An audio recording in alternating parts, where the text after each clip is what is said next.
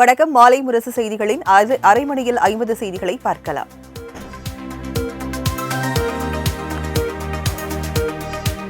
தமிழ்நாடு முழுவதும் பழைய பயனற்ற பொருட்களை தீயிட்டு கொளுத்து பொங்கல் திருநாளை உற்சாகமாக வரவேற்றனர். பொங்கல் திருநாளுக்கு முன் பழையன கழிதலும் புதியன புகுதலும் என்ற அடிப்படையில் போகி பண்டிகை கொண்டாடுவது வழக்கம்.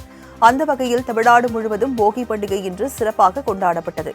அதன் ஒரு பகுதியாக சென்னையில் தைத்திருநாளை வரவேற்கும் பொருட்டு பழைய பயனற்ற பொருட்களை எரித்து மக்கள் போகி பண்டிகையை கொண்டாடினர்.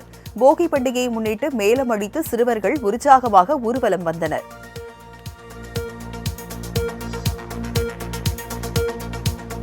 போகி பண்டிகை எதிரொலியாக சென்னையில் பல்வேறு இடங்களில் அதிகாலை முதல் புகை மூட்டம் சூழ்ந்துள்ளது.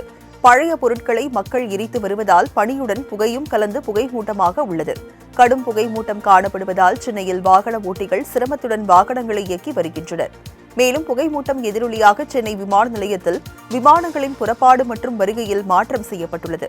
முன்னெச்சரிக்கை நடவடிக்கையாக 30 விமானங்களின் நேரத்தை மாற்றி அறிவிக்கப்பட்டுள்ளது.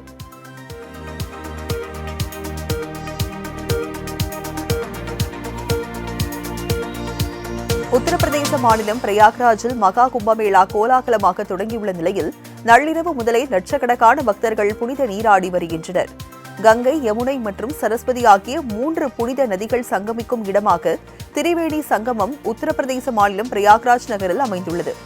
இங்கு 12 ஆண்டுகளுக்கு ஒருமுறை நடைபெறும் மகா கும்பமேளா கோலாகலமாக தொடங்கியது.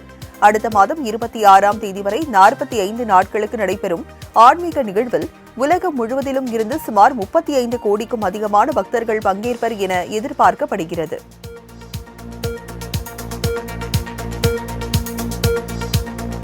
மகா கும்பமேளாவுக்காக சுமார் 7000 கோடி ரூபாய் மதிப்பீட்டில் மாநில அரசு பணிகளை மேற்கொண்டுள்ளது. உலகின் மிகப்பெரிய தற்காலிக நகரமாக மகா கும்ப நகரில் ஒரே நேரத்தில் 50 லட்சம் முதல் 1 கோடி பக்தர்கள் தங்கும் வகையில் 1,60,000 கூடாரங்கள் அமைக்கப்பட்டுள்ளன.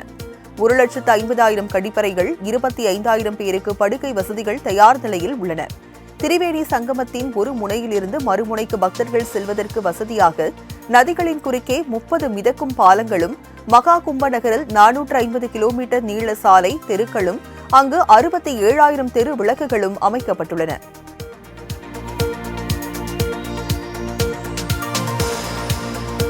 மகா கும்பமேளாவை முன்னிட்டு திரிவேணி சங்கம பகுதியில் 55க்கும் மேற்பட்ட காவல் நிலையங்களுடன் 45,000 போலீசார் பாதுகாப்பு பணியில் ஈடுபடுத்தப்பட்டுள்ளனர். தேசிய, மாநில பேரிடர் மீட்புப் படையினர் களத்தில் உள்ளனர். மகா கும்ப நகரில் மட்டும் 3000 கண்காணிப்பு கேமராக்கள் நிறுவப்பட்டுள்ளன. இதற்கிடையே லட்சக்கணக்கான பக்தர்கள், அகோரிகள், சாதுக்கள் உள்ளிட்டோர் பிரயாக்ராஜ் நகரில் குவிந்து வருகின்றனர். இதனால் கும்பமேளா நடைபெறும் பகுதியில் கூட்டம் அலைமோதி வருகிறது.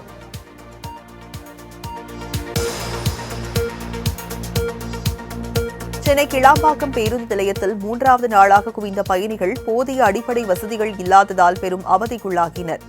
தைப்பொங்கலை முன்னிட்டு தொடர் விடுமுறை விடப்பட்டதால் சென்னையில் தங்கி பணியாற்றி வரும் பல்வேறு ஊர்களைச் சேர்ந்த பொதுமக்கள் தங்களது சொந்த ஊருக்கு செல்வதற்காக 3வது நாளாக கிளாம்பாக்கம் பேருந்து நிலையத்தில் குவிந்தனர். வெகுநேரம் பேருந்திற்காக காத்திருக்கும் பயணிகளால் பேருந்து நிலையத்தில் உள்ள அனைத்து கழிவறைகளிலும் கூட்டம் நிறைந்து காணப்பட்டது. போதிய தூய்மை பணி மேற்கொள்ளப்படாததால் கழிவறைகள் துர்நாற்றத்துடன் தூய்மையின்றி முகம் சுழிக்கும் அளவில் காணப்படுவதாக பயணிகள் வேதனை தெரிவித்தனர்.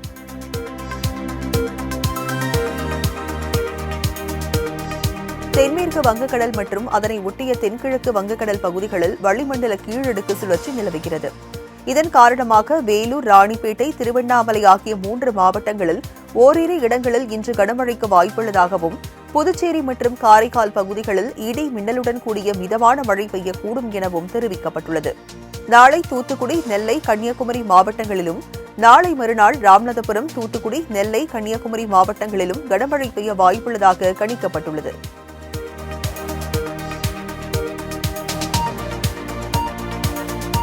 திமுக அரசின் அதிகார துஷ்பிரயோகத்தால் ஈரோடு இடைத்தேர்தல் ஜனநாயக முறைப்படி நடக்காது என்பதால் தேசிய ஜனநாயக கூட்டணி தேர்தலை புறக்கணிக்க முடிவு செய்துள்ளதாக பாஜக மாநில தலைவர் அண்ணாமலை தெரிவித்துள்ளார். கோவை விமான நிலையத்தில் செய்தியாளர்களை சந்தித்த அவர், நக்சல் தீவிரவாத தாக்குதல் நடந்த இடங்களில் கூட தேர்தலில் பங்கேற்ற பாஜக ஈரோடு கிழக்கு இடைத்தேர்தலை புறக்கணித்துள்ளது என்றால் தமிழகத்தில் எந்த அளவுக்கு லஞ்ச லாவணியம் ஓட்டுக்கு பணம் கொடுப்பது சர்வ சாதாரணமாகி உள்ளது என்பதை உணர வேண்டும் என தெரிவித்தார்.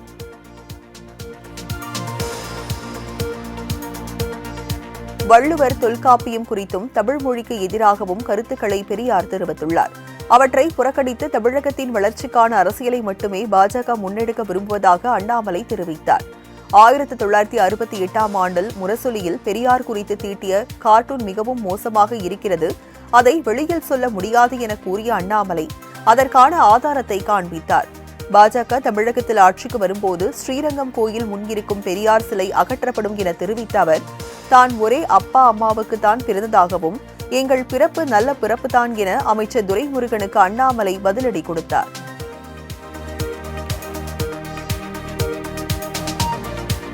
பெரியார் குறித்த அவதூறுகளை பேசி வருபவரின் பிறப்பையே சந்தேகப்படுவதாக அமைச்சர் துரைமுருகன் சாடியுள்ளார்.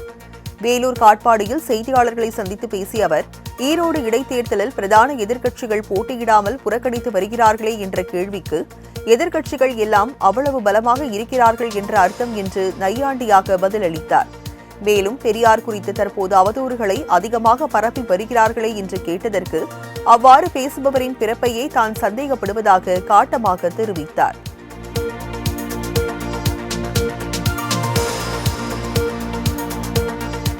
டிராவிடியன் மாடல் டிசாஸ்டர் மாடலாக மாற உதயநிதி ஆள சிறந்த உதாரணம் என்று பாஜக மாநில தலைவர் அண்ணாமலை சாடியுள்ளார். கோவையில் பேசிய அவர், துணை முதல்வர் உதயநிதி ஸ்டாலினுக்கு அண்ணா பல்கலைக்கழகம் தெரியாது, பாலியல் விவகாரம் தெரியாது, முதல் தகவல் அறிக்கை வெளியானது கண்ணுக்கே தெரியாது என்றும், சக்தி வாய்ந்த அரசியலுக்கு தகுதியில்லாத நபர் அவர்தான் என்றும் தெரிவித்தார். மேலும் அரசியலில் சில வயது வந்த பின் ஓய்வெடுக்க வேண்டும் என்பதற்கு கிளாசிக் உதாரணம் துரைமுருகன் என்றும், அரசியலில் வயதானவர்களுக்கு ஓய்வளிக்க வேண்டும் என்ற வகையில் துரைமுருகனுக்கு ஓய்வளிக்க வேண்டும் எனவும் கூறினார்.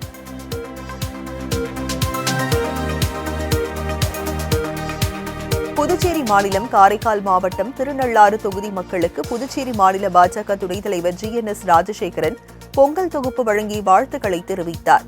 திருநள்ளாறு தொகுதிக்கு உட்பட்ட அம்பகரத்தூர், சேத்தூர், செல்லூர், கருக்கங்குடி, அத்திப்படுகை, பேட்டை, அரங்கநகர், தேனூர், சிறுமாவிளங்கை, நெய்வாச்சேரி, கீழ்த்தென்னங்குடி, சுரக்குடி, நல்லம்பல், கருக்காங்குடி, முப்பத்தாங்குடி உள்ளிட்ட 25 கிராமங்களைச் சேர்ந்த சுமார் 15,000க்கும் மேற்பட்ட குடும்பங்களுக்கு GNS அறக்கட்டளை சார்பில் பொங்கல் பரிசு வழங்கப்பட்டது.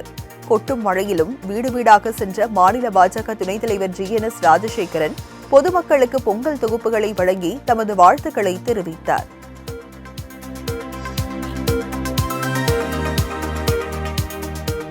அயலக தமிழர்களுக்கு கலை பயிற்சிகள் அளிக்க 2 ஆண்டுகளுக்கு 10 கோடி ரூபாய் ஒதுக்கீடு செய்யப்பட்டுள்ளதாக முதலமைச்சர் அறிவித்துள்ளார். அயலக தமிழர் தினம் 2025 நிறைவு விழாவில் பேசிய முதலமைச்சர், எந்த தூரமும் நம்மை தமிழில் இருந்து தூரப்படுத்திவிடக் கூடாது என்பதில் உறுதியாக இருக்க வேண்டும் என்றும், அதனால்தான் அயலகங்களில் தமிழ் வளர்க்கும் பல திட்டங்களை செயல்படுத்தி வருவதாகவும் தெரிவித்தார். மேலும் உலகின் எந்த பகுதியில் இருந்தாலும் உங்கள் அடையாளத்தை விட்டுவிடாதீர்கள், உங்கள் வேர்களை மறக்காதீர்கள், மொழியை மறக்காதீர்கள், இந்த மண்ணையும் மக்களையும் மறக்காதீர்கள் என கேட்டுக் கொண்டார்.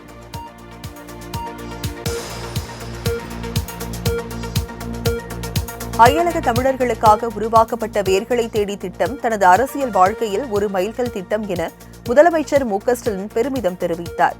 சென்னை நந்தம்பாக்கத்தில் அயலக தமிழர் தின மாநாடு நடைபெற்றது. இதில் கலந்து கொண்ட முதலமைச்சர் ஸ்டாலின் கணியன் பூங்குன்றனார் விருதுகளை வழங்கினார். பின்னர் நிகழ்ச்சியில் பேசிய அவர், அமெரிக்க பயணத்தின் போது அயலக தமிழர்கள் அளித்த வரவேற்பு தாய்நாட்டில் இருந்ததை போன்ற உணர்வை ஏற்படுத்தியதாக நிகழ்ச்சி கொண்டார். மேலும் உலகின் எந்த பகுதியில் தமிழர்களுக்கு பிரச்சினை ஏற்பட்டாலும் நான் உதவி செய்வேன் என்றும் கூறினார்.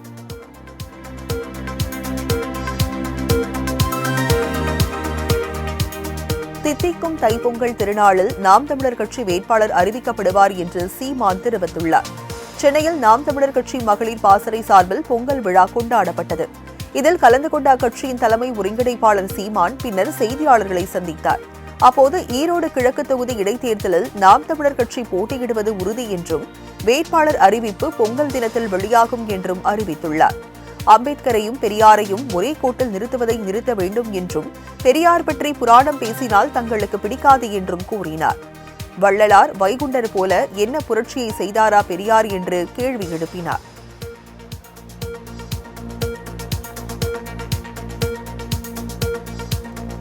அதிமுகவை தொடர்ந்து பாஜகவும் ஈரோடு கிழக்கு தொகுதி இடைத்தேர்தலை புறக்கணித்தது. உடல்நலக்குறைவால் ஈரோடு கிழக்கு தொகுதியின் MLA-வாக இருந்த மூத்த காங்கிரஸ் தலைவர் EVKS இளங்கோவன் காலமானார். இதனால் பிப்ரவரி 5ஆம் தேதி இடைத்தேர்தல் நடைபெறுகிறது. இதையடுத்து திமுக வேட்பாளராக வி.சி. சந்திரகுமார் அறிவிக்கப்பட்டுள்ள நிலையில் அதிமுக மற்றும் தேமுதிக ஏற்கனவே தேர்தல் புறக்கணிப்பு அறிவிப்பை வெளியிட்டிருந்தன. இந்நிலையில் தற்போது பாஜகவும் தேர்தலை புறக்கணித்துள்ளதால் திமுக நாம் தமிழர் கட்சி இடையே போட்டி ஏற்பட்டுள்ளது. நாம் தமிழர் கட்சி இதுவரை எந்த தேர்தலிலும் வெற்றி பெறாததாலும் ஆளும் கட்சியின் பலம் ஓங்கி இருப்பதாலும் திமுக வெற்றி உறுதி செய்யப்பட்டு விட்டதாக அரசியல் நோக்கர்கள் கருத்து தெரிவித்துள்ளனர்.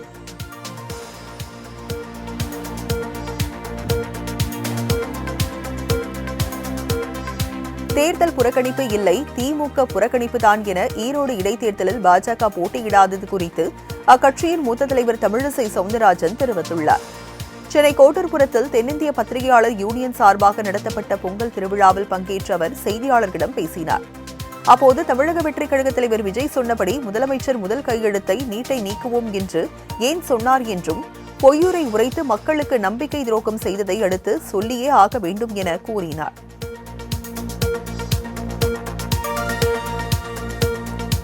பாரதத்தை ஒரு தேசமாக ஏற்றுக்கொள்ளாத தலைவராக முதலமைச்சர் இருப்பதாக ஆளுநர் ஆர்.என். ரவி குற்றம் சாட்டியிருக்கிறார்.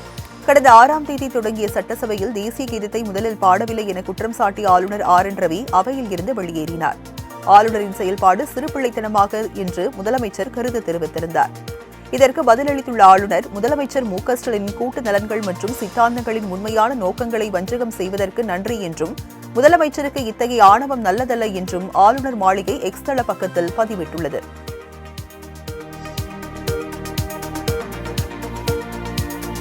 சட்டமன்றத்திற்கு ஆளுநர் வருவதே வாக்கிங் செல்லத்தான் என துணை முதலமைச்சர் உதயநிதி ஸ்டாலின் விமர்சித்துள்ளார்.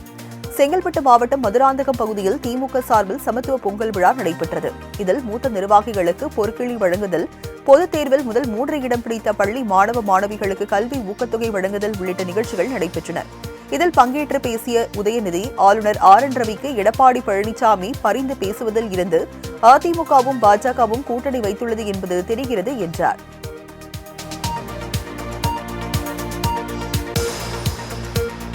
சென்னையின் பல்வேறு பகுதிகளில் நள்ளிரவில் மிதமான மழை பெய்தது. கிழக்கு இலங்கை கடல் பகுதி மற்றும் அதனை ஒட்டிய தென்மேற்கு வங்கக்கடல் பகுதிகளில் ஒரு வளிமண்டல கீழடுக்கு சுழற்சி நிலவுகிறது. இதன் காரணமாக சென்னை நகரின் ஒரு சில பகுதிகளில் லேசானது முதல் மிதமான மழை பெய்ய வாய்ப்புள்ளதாக வானிலை ஆய்வு மையம் தெரிவித்திருந்தது.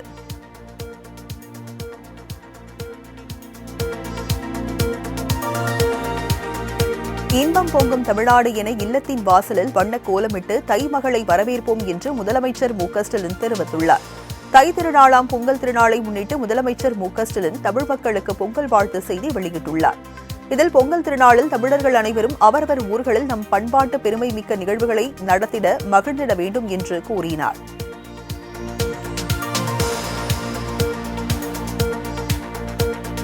பிரதமர் மோடியை தான் சந்திக்கும் போதெல்லாம் மீனவர்கள் பிரச்சினை குறித்து கேட்க தவறுவதில்லை என ஆளுநர் ஆர்.என். ரவி தெரிவித்துள்ளார். திருவள்ளூர் மாவட்டம் மேல் அவுரிவாக்கம் மீனவ கிராமத்தில் தமிழ்நாடு மீனவர் பேரவை சார்பில் நடைபெற்ற பொங்கல் விழாவில் பங்கேற்று பேசிய அவர் இதனை தெரிவித்தார்.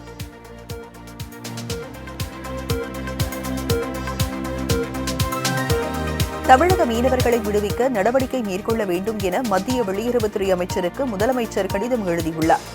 எல்லை தாண்டி மீன்பிடித்ததாக கூறி தமிழகத்தைச் சேர்ந்த 8 மீனவர்களை இலங்கை கடற்படையினர் கைது செய்துள்ளதை சுட்டிக்காட்டி அமைச்சர் ஜெய்சங்கருக்கு முதலமைச்சர் மு.க.ஸ்டாலின் கடிதம் எழுதியுள்ளார்.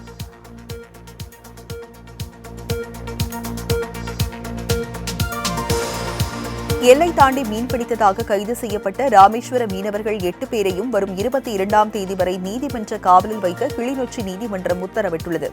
ராமேஸ்வர மீன்பிடி துறைமுகத்திலிருந்து விசைப்படகுகளில் மீனவர்கள் மீன்பிடிக்க கடலுக்கு சென்றனர். நெடுத்தீவு கடற்பகுதியில் மீன்பிடித்துக் கொண்டிருக்கும் பொழுது அப்பகுதிக்கு திடீரென ரோந்து வந்த இலங்கை கடற்படை எல்லை தாண்டி மீன்பிடித்ததாக கூறி 2 விசைப்படகில் சென்ற 8 மீனவர்களை சிறைபிடித்து சென்றனர்.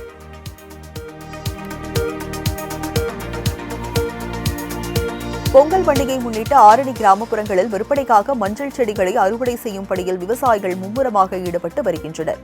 திருவண்ணாமலை மாவட்டத்தில் உள்ள ஆரணி சுற்றியுள்ள பல்வேறு பகுதிகளில் மஞ்சள் செடிகள் பயிரிடப்பட்டு உள்ளது. இந்நிலையில் பொங்கல் பண்டிகை விற்பனைக்காக மஞ்சள் செடிகளை அறுவடை செய்யும் பணியில் விவசாயிகள் தற்போது ஈடுபட்டுள்ளனர்.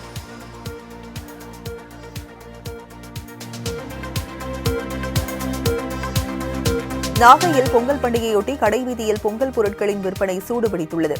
பொங்கல் பண்டிகையின் போது கரும்பு, மஞ்சள் குலை, வாழைப்பழம் உள்ளிட்ட பல்வேறு பொருட்களை மக்கள் சூரிய பகவானுக்கு படைத்து வழிபடுவது வழக்கம்.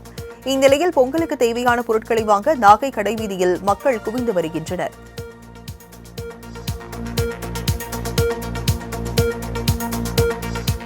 சமத்துவ பொங்கல் விழாவை தமிழக பொதுப்பணித்துறை அமைச்சருடன் பத்திரிகையாளர்கள் கொண்டாடி மகிழ்ந்தனர். கள்ளக்குறிச்சி மாவட்டத்தில் பணியாற்றும் செய்தியாளர்கள் மற்றும் அவர்களின் குடும்பத்தின் சார்பில் சமத்துவ பொங்கல் விழா தனியார் பள்ளியில் சிறப்பாக நடைபெற்றது. இதில் சிறப்பு அழைப்பாளராக அமைச்சர் ஏவவேலு மற்றும் மாவட்ட ஆட்சியர் பிரசாந்த் உள்ளிட்ட பலர் கலந்து கொண்டனர்.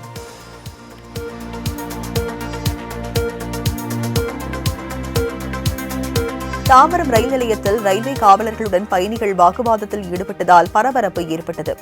சென்னை தாம்பரம் ரயில் நிலையத்தில் பொங்கல் பண்டிகைக்காக திருச்சி வரையில் இயக்கப்பட்ட சிறப்பு ரயில் முழுவதும் முன்பதிவு ரயிலாக அறிவிக்கப்பட்ட நிலையில் பயணிகள் சிலருக்கு ரயில் நிலையத்தில் முன்பதிவில்லாமல் நேரடியாக பயணச்சீட்டு வழங்கப்பட்டது. இந்த நிலையில் முன்பதிவில்லாமல் பயணச்சீட்டு வைத்திருந்த பயணிகள் வெகுநேரம் காத்திருந்த ரயிலில் ஏறிய போது ரயில்வே காவலர்கள் அவர்களை தடுத்ததால் வாக்குவாதம் ஏற்பட்டது.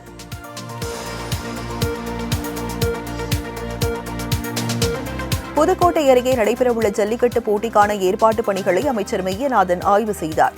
புதுக்கோட்டை மாவட்டம் வன்னியன் விடுதி கிராமத்தில் வரும் 16ஆம் தேதி ஜல்லிக்கட்டு போட்டி மிக விமர்சையாக நடைபெற உள்ளது. நிரந்தர வாடிவாசல் மற்றும் விழாமேடை அமைக்கப்பட்டுள்ள சூழலில் அங்கு நடைபெற்று வரும் மற்றும் முன்னேற்பாடு பணிகளை தமிழ்நாடு பிற்படுத்தப்பட்டோர் நலத்துறை அமைச்சர் மெய்யநாதன் ஆய்வு மேற்கொண்டார்.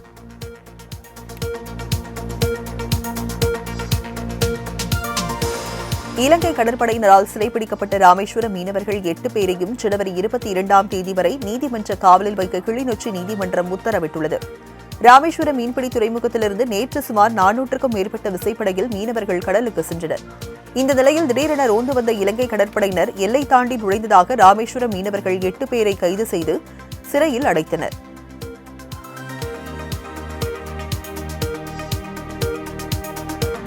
சரித்திர பதிவேடு குற்றவாளியின் இருப்பை பதிவு செய்ய சென்ற காவலருக்கு அரிவாள் வெட்டு விழுந்து சம்பவம் பரபரப்பை ஏற்படுத்தியுள்ளது. திருவிழா காலங்களில் முன்னெச்சரிக்கை நடவடிக்கையாக சரித்திர பதிவேடு குற்றவாளிகளின் இருப்பை காவல்துறையினர் பதிவு செய்வது வழக்கம். இந்த நிலையில் தென்காசி மாவட்டம் கருத்தானூர் கிராமத்தில் உள்ள சரித்திர பதிவேடு குற்றவாளி லெனின் இருப்பை அறிவிப்பதற்காக காவலர்கள் சென்றுள்ளனர். அப்போது ரவுடி லெனின் மறைத்து வைத்திருந்த அரிவாளால் காவலர் மாரிராஜாவின் கையில் வெட்டிவிட்டு தப்பி ஓடியுள்ளார்.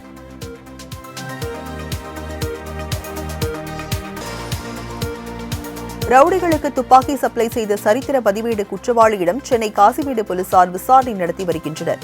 கடந்த 4 மாதங்களுக்கு முன்பு சென்னை எழும்பூரில் துப்பாக்கி வைத்திருந்த வீரராகவன் என்பவரை போலீசார் கைது செய்தனர். அவரிடம் போலீசார் மேற்கொண்ட விசாரணையில் கடகராஜ் என்பவர் ரவுடிகளுக்கு துப்பாக்கி சப்ளை செய்தது தெரியவந்தது.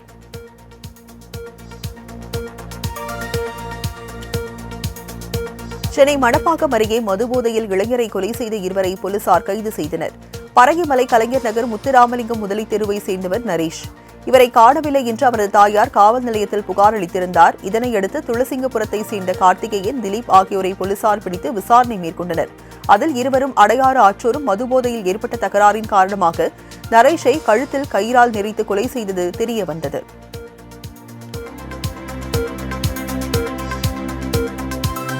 வங்காநரி ஜல்லிக்கட்டிற்கு தடை விதித்த நிலையில் விழிப்புணர்வு நிகழ்ச்சியை கிராம மக்கள் புறக்கணித்ததால் வனத்துறையினர் மற்றும் காவல்துறை அதிகாரிகள் விரக்தியில் சென்றனர். சேலம் மாவட்டம் வாழப்பாடி அருகே ஒட்டிய சின்னப்ப நாயக்கன்பாளையம், ரங்கனூர் போன்ற கிராமங்களில் ஒவ்வொரு ஆண்டும் பொங்கல் பண்டிகையில் வங்காநரி ஜல்லிக்கட்டு பாரம்பரியமாக நடத்தப்படுகிறது. இந்த ஜல்லிக்கட்டுக்கு அரசு தடை விதித்துள்ள நிலையில் இதை கிராமங்களுக்கு உணர்த்தும் வகையில் வனசரக அலுவலர் மற்றும் வாழப்பாடி காவல் ஆய்வாளர் தலைமையில் விழிப்புணர்வு நிகழ்ச்சி நடைபெற்றது.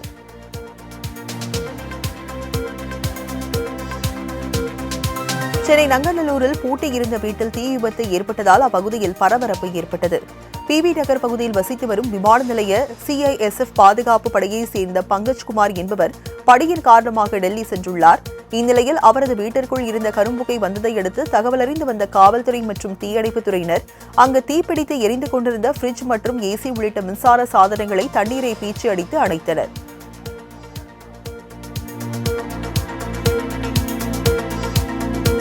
கோவை மாவட்டம் பொள்ளாச்சி அருகே பனைமரம் மீது இருசக்கர வாகனம் மோதிய விபத்தில் 3 பேர் உயிரிழந்தனர்.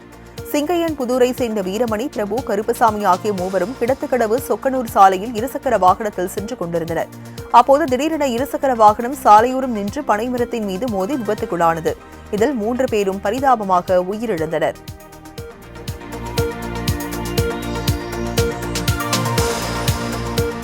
ஓமலூர் அருகே மனைவியை கண்டித்து செல்போன் டவர் மீது ஏறி போராட்டத்தில் ஈடுபட்ட போதை ஆசாமியை தீயணைப்பு வீரர்கள் மீட்டனர். சேலம் மாவட்டம் தளவாய்ப்பட்டியை சேர்ந்த சின்னண்ணன் என்பவர் மனைவியை பிரிந்து வாழ்ந்து வருகிறார். இந்நிலையில் தனது 2 வயது மகனை பார்க்க சென்றபோது மனைவி மாது தனது மகனை பார்க்க அனுமதி மறுத்துள்ளார். இதனால் ஆத்திரமடைந்த அவர் போதையில் 100 அடி உயரமுள்ள செல்போன் டவர் மீது ஏறி நின்று தற்கொலை மிரட்டல் விடுத்ததால் பரபரப்பு நிலவியது.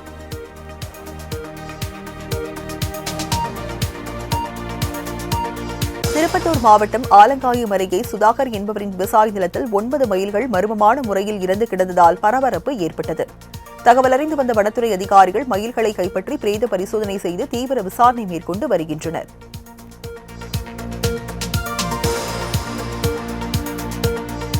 நீலகிரி மாவட்டம் உதகை அருகே வனத்துறையால் வைக்கப்பட்டு இருந்த கூண்டில் கரடி சிக்கியுள்ளது.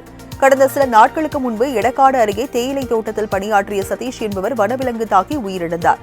இதனையடுத்து வனவிலங்கை பிடிக்க வனத்துறையினர் அப்பகுதியில் கூண்டு வைத்து சோதனையில் ஈடுபட்டனர். இதில் கரடி சிக்கியதைத் தொடர்ந்து அதனை முதுமலை புலிகள் வனப்பகுதிக்கு கொண்டுவிட்டு சென்றனர்.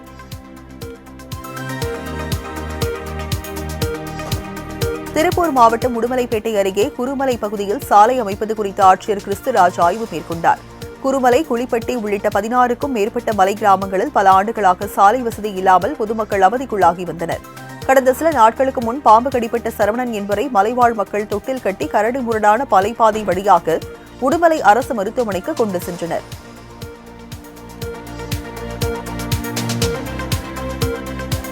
உடல் ஆரோக்கியத்தை மேம்படுத்தும் வகையிலும் ஊட்டச்சத்தான உணவுகளை உட்கொள்ள வலியுறுத்தியும் மாரத்தான் போட்டி நடைபெற்றது. நீலகிரி மாவட்டம் கோத்தகிரியில் மாரத்தான் போட்டி தொடங்கியது. இதில் சிறியவர்கள் முதல் பெரியவர்கள் வரை அனைவரும் ஆர்வமுடன் பங்கேற்றனர்.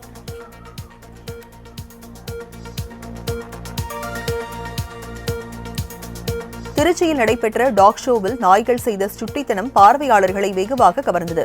திருச்சி மொராய் சிட்டி பகுதியில் நடைபெற்ற டாக் ஷோவில் தமிழ்நாடு இன நாய்களான சிப்பிப்பாறை, கன்னி, ராஜபாளையம், கோம்பை ஆகியவை பங்கேற்றன. அதேபோல் வெளிநாட்டு வகையான கிரேட்டன், டால்மேஷன், ஜெர்மன் ஷெப்பர்ட் உள்ளிட்ட 50க்கும் மேற்பட்ட நாய்கள் பங்கேற்றன. தலையில் கிளிப், பூ, பட்டு உடுத்தி ஒய்யாரமாக வலம் வந்த நாய்களை பார்வையாளர்களை கவர்ந்தன.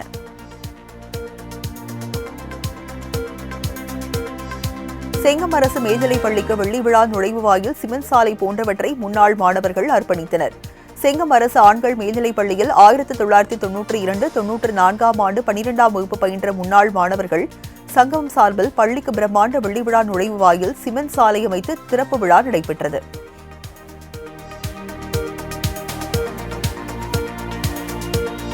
கோவை மாவட்டம் மேட்டுப்பாளையம் அருகே அமைந்துள்ள அன்னூர் மண்ணீஸ்வரர் கோவில் தேர் திருவிழாவையொட்டி கம்பத்து ஆட்டம் சிறப்பாக நடைபெற்றது. கொங்கு மண்டலத்தில் பிரசித்தி பெற்று வரும் வள்ளி கும்மி ஆட்டத்தின் அடுத்த நகர்வாக கம்பத்து ஆட்டம் பிரபலமடைந்து வருகிறது.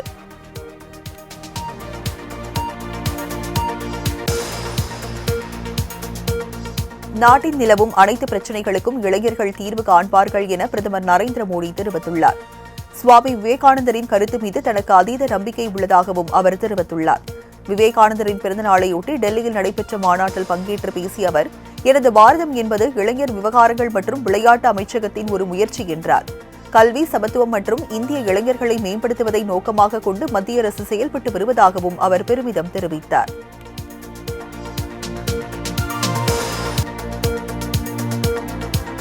மார்ச் 23 ஐபிஎல் போட்டித் தொடர் தொடங்க உள்ளதாக பிசிசிஐ துணைத் தலைவர் ராஜீவ் சுக்லா அறிவித்துள்ளார். மும்பையில் நடைபெற்ற பிசிசிஐ சிறப்பு நிர்வாக குழு கூட்டத்திற்கு பின் இந்த அறிவிப்பை வெளியிட்டனர். மேலும் இந்த கூட்டத்தில் முன்னாள் கிரிக்கெட் வீரர் தேவ்ஜித் சைக்கியா பிசிசிஐ செயலாளராக தேர்வு செய்யப்பட்டுள்ளார். ஐசிசி தலைவராக ஜெய்ஷா பதவியேற்ற நிலையில் பிசிசிஐ புதிய செயலாளராக தேவஜித் சைக்கியா நியமிக்கப்பட்டுள்ளார்.